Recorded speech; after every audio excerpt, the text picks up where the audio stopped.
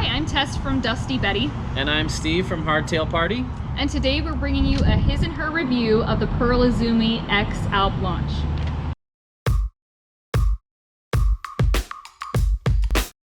When these shoes were first announced, I got super excited because we don't have a whole lot of options for flat pedal shoes. And anytime there's another great option, it's a good thing for those of us that ride flat pedals. Yeah, we put a year on these shoes and we wanted to give them a really good go before we gave the review, and we're excited to tell you what we think about these. So just to kind of give you a little bit of an overview of the shoe, they have a bonded upper, which means rather than having a whole lot of sewn seams where you have to under and overlap things, creates a lot of extra material which adds weight. So they've gone with more of like a bonded upper, which creates a lighter weight design. The sole also has different compounds on different parts of the shoe, which are designed to give you like a different feel on different parts of the shoe so that hopefully you have grip where you need it. They also have like a stiff reinforced sole and a reinforced toe to give you added protection.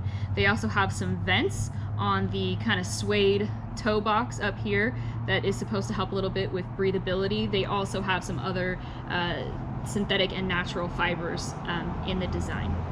They have one of these little elastic loops too, which you can use to secure your laces so that they're not flinging around or getting caught on the pins on your pedals and untying themselves. So let's start with the sole, because that is one of the most important features I think on a flat pedal shoe. How did you like the soles on these? When I saw these, I got excited about the Vibram soles with the dual rubber compound. You've got a good durable traction here where you can walk on the trail, and then this theoretically is supposed to be a softer rubber to grip your pedals better. Sadly, the grip was awful on these. The pedals pins are not able to sink into this. I don't know if it's because there's no voids, but for sure the rubber is too hard. I tried siping these. I took a razor blade and started cutting little slits in it to hope to give the pins something to get into. Even that didn't work. So these have about the same amount of grip as those tuxedo shoes you rented at prom, the super slick shiny ones. And I like Pearl Izumi. I'm not trying to rag on them, but I need to be 100% clear. These shoes do not have enough grip for flat pedals. A pair of Vans, if we were rating them on like 0 to 10 of grip, would probably be like an 8. These would be a 1. I would recommend Skechers or Converse or Trail Runners or any other athletic shoe over these. The rubber is just too hard, the pins don't sink in, and I also would like to see this extend a little bit lower, because this is a great pedal placement for a clipless pedal shoe for cross-country riding, but proper pedal position puts this pedal spindle behind the ball of your foot, which is about here, and you can see my pedals were contacting it here. So this should be an inch or two lower. It's really too bad because the other aspects of this shoe are really great, but that doesn't matter if they don't grip, and grip is essential on flat pedal shoes. I seriously wonder if anybody who designed this wears flat pedals, or if they're all clipless people who kind of just built it on a computer, and engineers who said, well, that's cool, let's use a Vibram sole and put something here that's a different compound, but nobody actually ever tried it because it's very slippery, it's very dangerous, and I relegated these to my work shoes. It's really too bad. I really wanted to love these, and when you read the Pink Bike review on them, they said they love these shoes, and then there was this one little sentence that said, well, they're not very grippy, but apart from that, they're great. And I just wanted to scream from my computer and say, grip is essential. It's like reviewing a tire for your bike that doesn't really grip well, but it does everything else well. This is a contact point between your body and your bike, and you need to have control. And even if you don't like shoes as grippy as 510s, these do not grip. Yeah, I would say that the section of sole under the ball of your foot, it's not just not grippy, it's actually kind of slippery. I kind of felt like I was skating around on mine. And I would say, yeah, probably a normal pair of running shoes or Skechers or something like that would actually have more grip. Now, these are going to have a much more supportive sole, which is still kind of important with a riding shoe, but if I had to choose between a supportive sole and grip is going to win every time. The less supportive shoe, you're just going to feel it a little bit more, and they are probably not going to last as long. So that was kind of our situation with the sole. Yeah, like Tess said, they are rather slippery, and it's not just a a question of being able to reposition your foot. It's a question of braking hard and my feet sliding on the pedals. So it's not just that I love tacky rubber and this isn't tacky. It's that they actually, my feet would move when I didn't want them to move on the pedals. Yeah, and even times where, you know, sometimes you're pumping terrain with your arms and your feet, and there are times when you get light on the bike and you still have contact, but just that lightening of contact is enough to kind of shift your foot around sometimes when you're not expecting it. That's scary. And that being said, I feel like the rest of the shoe is really great, but if it doesn't have grip on the pedals, no amount of other features can really make up for that. That being said, I feel like it's a great platform that if they did a version 2 and actually put a sticky sole on it, this would be a fantastic shoe. So after I had been running these shoes for quite a while and I wasn't loving the soles, but I still wanted to give the shoes a little more of a chance, I had the opportunity to try something different. So Vibram, they make Pearl Izumi's sole, and the way that their company works is they work with companies like Pearl Izumi to develop a sole that that company wants to put on their shoe. But Vibram also makes some of their own soles, and they can re-sole shoes that you already have. Now they make a mountain biking flat pedal sole that I had put on these shoes, and I was really pleasantly surprised. It's siped, the compound here, I know it's hard to compare because they're a different size, but it does come down lower so that you can get a better, like your spindle would go probably right about there or about there, just depending on, you know, how you ride. So this compound is placed really, really well. The siping, the pins sink into it really nicely, and it has better grip than this. It's a different feel than like a stealth rubber on the 510s or like the compound that they use on Ride Concepts, but it's still a great shoe, and it had way more grip. And so I felt like once I put this on here, I could stop thinking about the sole and focus a little bit more on other aspects of the shoe. As far as protection, I felt like the reinforced toe did a really great job. We ride in a lot of rocky places, and so, you know, once or twice a month I take a pretty good strike to the toe with a rock, and these did a really great job protecting my feet, maybe even a little more protection than some of the 510 models that I've had. And I will say, you know, for having such a stiff sole and that reinforced toe, you still have a lot of flexibility throughout the rest of the shoe, so it makes it a lot more comfortable than like the downhill 510 shoe. This is, I think, a pretty good, a much better feel for an everyday riding shoe in the upper. I don't feel like they're quite as breathable as I would like, and if when they got wet they took forever to dry out, just like 510s do. So I'd like a little bit more breathable, especially in the black color.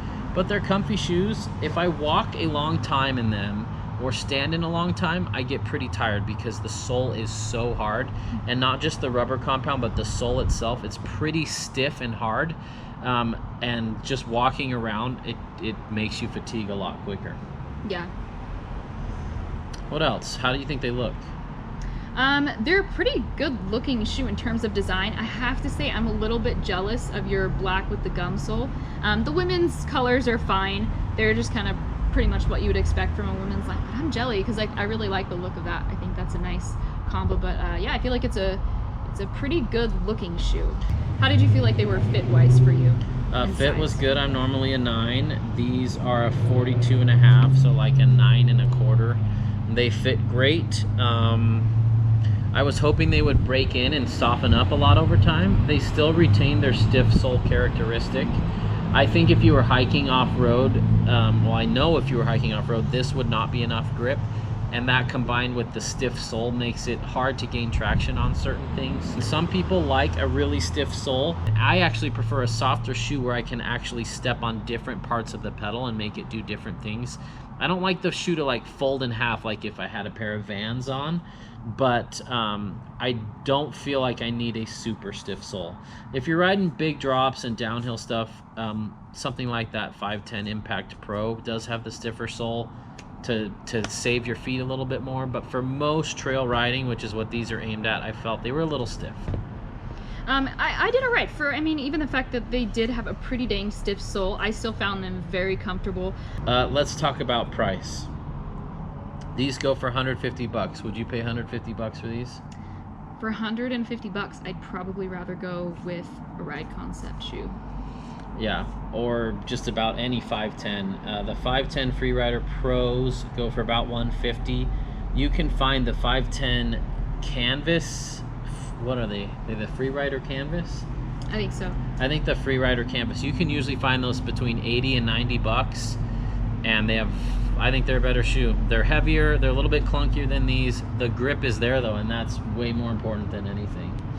And yeah, so for 150, they've got to do everything really well. I mean, even for 60 bucks, I would still recommend a new rider go with a good pair of Vans than these. Mainly for that grip. That grip is so important.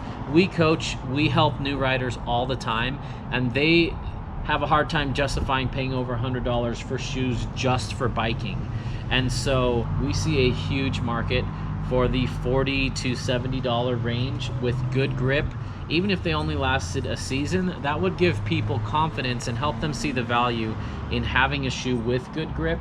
So then they would be willing to spend 150 bucks on their second pair. And I would hate to have like a family member new to riding spend 150 bucks on these and not get the traction they need.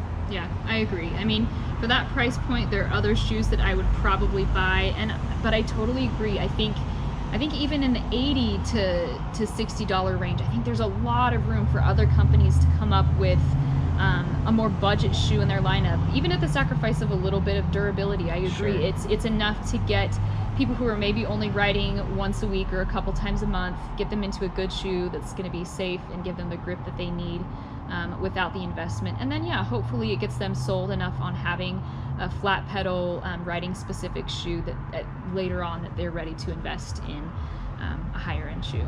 Someone out there is going to be a millionaire when they can figure out, I mean, maybe it's too tall of an order to ask for to have great grip for under 75 bucks, especially in the mountain bike world. But until then, I'm going to keep recommending Vans for shoes under 60 bucks. It's just because of the grip alone. They have tons of other shortcomings, but the grip is so important for a new rider. Yeah, I would agree. Pearl Izumi is a great company. They've been making great mountain biking gear for a long time. They put a lot of attention to detail in these shoes, but the soles need to be stickier. I think Giro did the same thing with their flat pedal shoes. They use a rubber compound that's not sticky at all, and so did Bontrager. And they're so close, like the shoe itself is good, but they need to have testers who ride flat pedals exclusively giving them feedback. Because all three of these shoes, I would put these in with the Bontragers and the Giro shoes, with the Vibram soles. They're gonna last a long time, but that's because the pedals never really sink in. Anyway, I sound like a broken record, but I just really want the industry to know how important grip is. If the grip's not there, nothing else matters. Yep, this is a version 1 for them, so I think that there's definitely room for them to change the design as time goes on, and we're excited to keep an eye on the evolution of the X-ALP launch. Thanks so much for watching. That is our his and her review. Let us know if there are any other his and her mountain biking product reviews that you would like to see. Make sure you subscribe to Dusty Betty as well as Hardtail Party. Like this video if you enjoyed the information. Thanks so much for watching.